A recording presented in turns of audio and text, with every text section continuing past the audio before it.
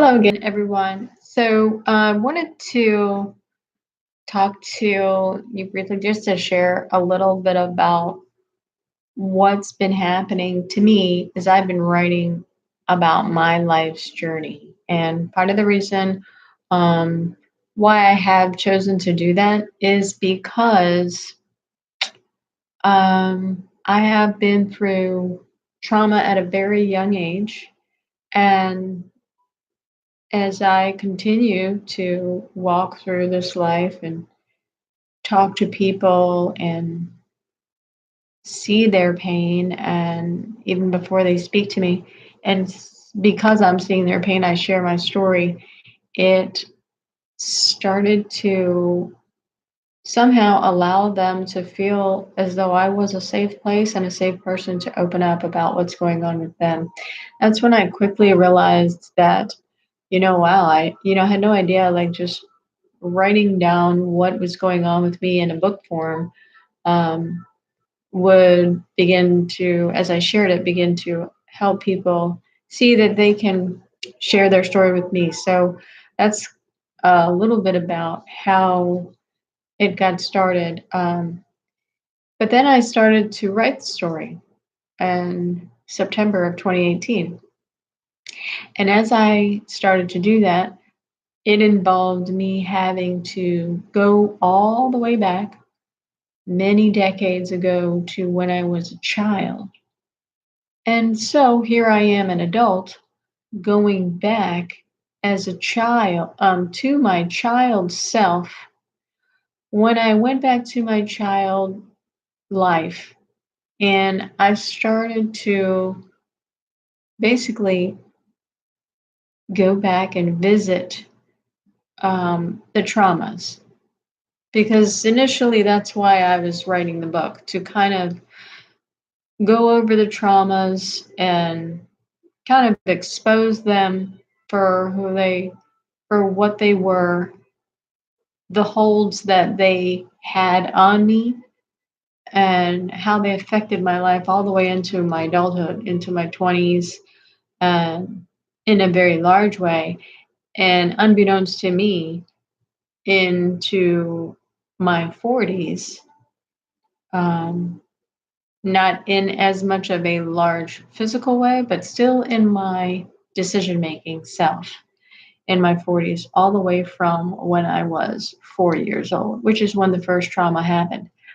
So, as I started to do that, I started to go back in my memory. A couple of things happened. So, I'm writing, and what I began to realize is as I go back, go right to the trauma because that's what stands out the most. But then something else happened.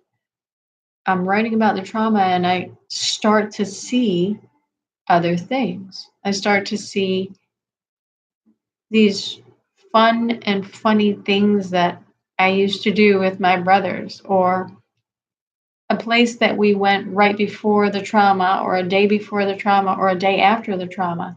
That was fun. And then I remembered the house that I was in, and I remembered, you know, things that my brothers and I used to do, playing football together or riding our go karts down the street.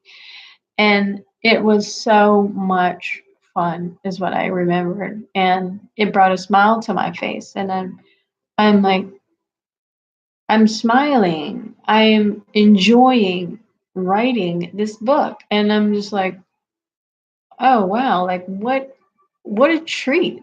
I mean, I initially, like I said, I was this is such a treat. So, anyways, I'm writing the book. I go back and I start to relive in my adult, mature mind self. Now I'm here and I'm visiting my child self. So my child self saw and remembered, and what was most accented to my child self were these trauma events. I had continued to grow up and bring the most memorable times with me and my memory into my current day, everyday life. So that's what I kind of banked on. That's what I remembered. I didn't think anything of it. That was, in my mind, that was the most significant thing because it stood out the most. So I didn't really question it.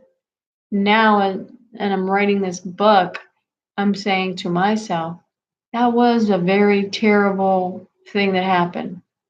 Um, Being abused sexually at 4, and then for years, up until I was 14 years old, by 3 other different men being sexually abused.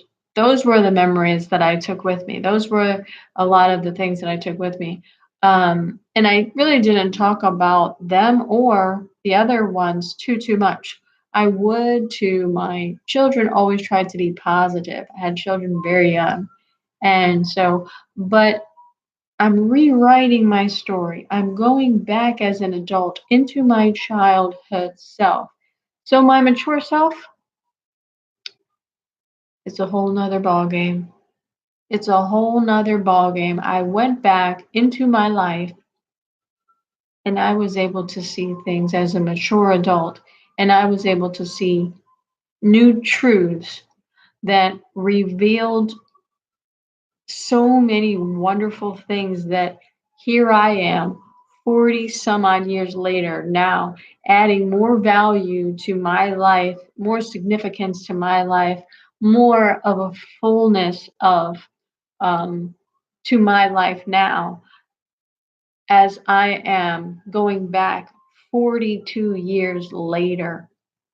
Why is that? How does that happen? Well, when I was a child, I was 4, 5, 6, 7, 10, 15, and I thought like a child, and I was a child. So when I was living at those ages, my mindset was immature. It was like a regular kid. But when you go back, when I went back and I saw my life and I saw my mother, and I, being a mother, I saw my mother in a whole new light. I saw my family in a whole new light. I saw myself in a whole new light. I understood things better. I was clearer on more things. Some of the things that I thought wasn't. Some of the things that I thought wasn't there were there. I mean, it is a ground shattering event when I went back and started to revisit the truth of me, the truth of the life that started in 1973 and what I became awakened, if you will, by a traumatic experience in 1977. And so I would just say to people that have been through difficult times, through rough times, and through traumatic experiences. And unfortunately, so many of us have, you know, so many of us have. But there is healing in writing. There has been so much healing in writing this book. I have been able to have revelations that have broken some misconceptions that I had from when I was a child. I began to understand the woman that I am now, over 4 decades later, is still making decisions based upon an abused mindset and an unabused mindset. I said to myself one day, I'm looking out at the pond in the back, and I said, why am I still going through relationships that are not healthy? I'm the only common denominator in these relationships. 4 different men, 2 husbands, and a couple relationships in between. So, what am I doing? And then it was revealed to me I have an abused mindset. What does that mean? I didn't even know what that meant. I never heard it before. Well, the reason why those words came to me is because I remembered when I was a child, some of my first memories at 4 years old, what happened, the traumatic experience, the sexual um, experience, the abuse. And then what happened shortly after that? Another one, then another one, then another one. So as a little girl, I was subject to a male that, so my mindset was I do what the males tell me to do sexually. That's what I do. And it was a child. So it was a blatant follow type of situation in my mind. So that's what I do. Now, as I got older, you know, 12, 13, 14 years old, I was getting a little more mature and stronger and breaking off relationships and this type of a thing. However, I really didn't think about any of this type of abused mindset, abused decision making mindset. Never, ever until last year when I was writing the book. So here I am, my adult self is going back into my child self, and I'm looking at myself at 12 and 13 years old with men having sexual relationships. They're in their 20s, and I am in 11, 12 years old, and 13 and 14 years old. And I'm looking and I'm saying, why am I continuing that? Why am I in those relationships? I broke a couple off. So there were signs of my soul and my spirit that were somewhat reaching me and connecting me so that I would listen to what's inside and how it felt wrong. But still, I had a long way to go, a long, hard road. So here I am in these marriages. First one, abusive. Um, but I am married for 13 years, and we broke up and went back and forth for almost 13 years. I mean, it was literally maybe a week into the marriage that was the first incident he kicked the TV, put his foot through the TV when we were watching TV. Why? There's just anger issues. There's just child abuse of his own that he experienced, trauma of his own that he experienced that we, as young people never even brought up. It was just, what's your problem? You got problems. That's all it was. There was no investigation. There was no conversation in depth about stuff like that. It later came out. So why did I keep going back? Over again. Well, there's an abused mindset that I was working out of. And the abused mindset was programmed at a super young age that it was an age that did not question. It followed, and that's what I did. And those pieces of me that had just been programmed at so young and was trained to follow did not question. So that was a piece of me that did not mature. It continued on. And that was a piece of me that continued on through the first marriage and did not leave, but stayed and was like a child in those moments of relationships that involved any type of sex. After the marriage, the same thing.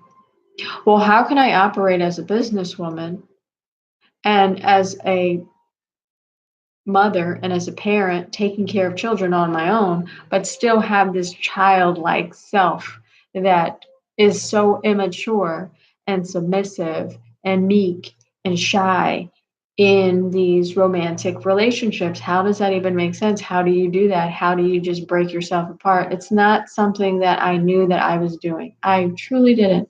I would wonder. I would go to a counselor, and the counselor said, well, you're a very insecure person. And that just, to be honest with you, that just made me angry because I felt that wasn't what I needed to hear. That's not a solution. That's not helpful. And to be honest with you, that was the truth. That insecurity was that child me. But I didn't want to face that because I was sitting with a counselor now. So I wasn't the child me, I was the stronger me that was ready to move on and was more calculating and more rational and wanted to put a plan together to, this type of thing to move on.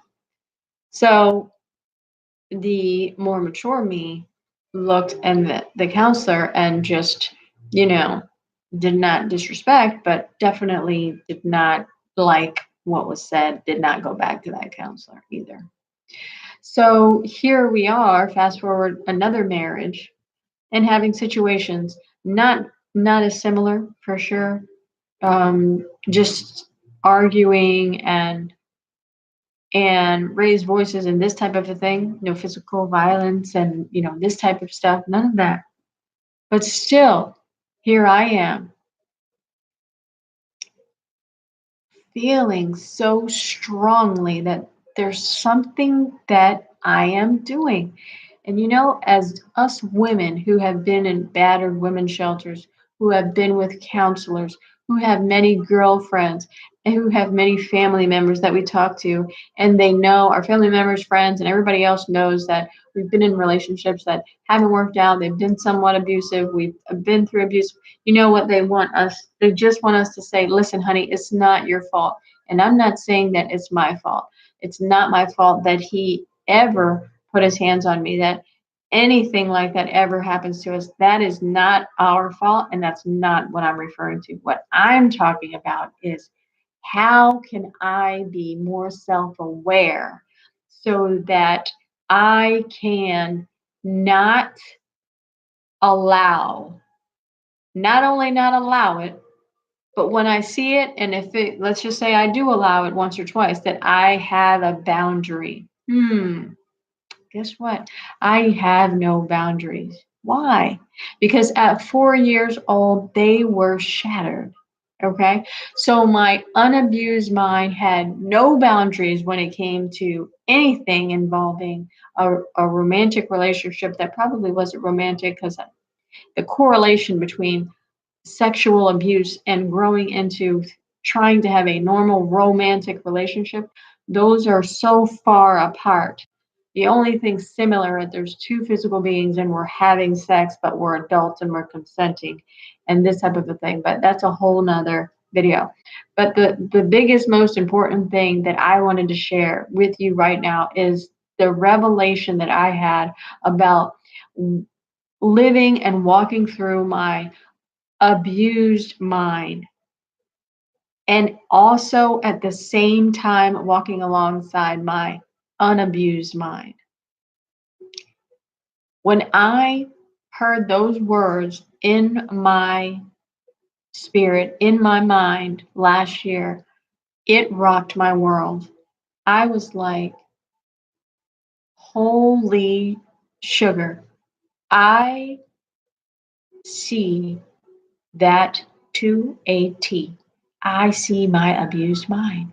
My abused mind started when all the boundaries were crossed at 4 years old. They continued to be crossed in a sexual anything regarding my life for the next 10 years. And then for the next 15 years after that, they were all confused, mixed up, and never completely dealt with, never made aware of. So the relationship issues were all still the same because I was doing the same thing. I was not having boundaries, very insecure, very meek when it came to men and relationships, and just turning into this little child self of mine. And children can't deal in relationships. Children don't know how to. So since I did not spend time with that part of me, that piece of me, it didn't grow up. It didn't grow up. So now that I have, that has been exposed, the light has been shown on that. Guess what? my abused mind is now wide open. So my unabused self can say, "Oh, well, that's a clear violation." Yeah. Part of my abused mindset, part of the child that I wasn't completely aware of, was still getting scared all these years later, even though a person that I may have been with never showed me physical violence. Never. But since I was a baby and I was 4, when these things started to happen, nothing that my little self in my adult self could not challenge things because she never uh, I was never made, I never caught on and I was never aware that that even existed, but it was just an automatic switch. So every time I was put in some type of a sexual situation, it just went on. It just turned on. And I just did whatever that person wanted to do, regardless whether I didn't want to or not. And it was sometimes even I remember there being a lot of fear, a lot of being afraid as a small child. So here I am, and I would do whatever when I was in that situation. But you know what I would do after it was done? Oh, I would have an attitude. I would be so tough because my adult self would come out because I'm not in that situation anymore. I'm removed now. It's the next day or I'm at work or something. And guess what? I took the reins.